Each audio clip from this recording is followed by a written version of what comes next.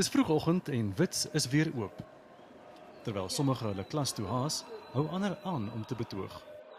Hulle beweeg deur die kampus en jaag studente uit lesinglokale wat die akademiese program weer eens tot stilstand bring.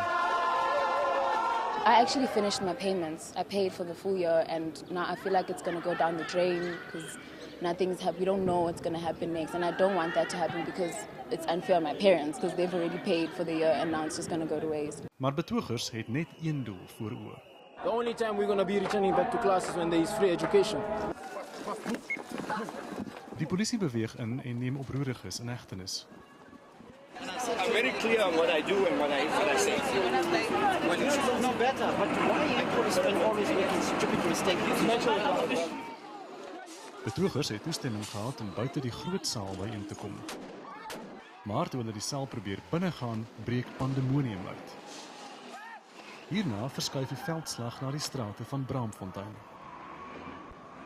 Wit se kapelaan en een van die bemiddelaars, Vader Graham Pugan, word deur 'n opslagkoel getref. Studenteleiers sê die geweld kon verhoed gewees het as die polisie in toom gehou is. Universiteitsbestuur sê hy bly verbind tot 'n vergadering van alle belanghebbendes wat deur 'n neutrale party gelei word. Die kampus is steeds oop en die eksamenrooster word hersien om die akademiese jaar te probeer red.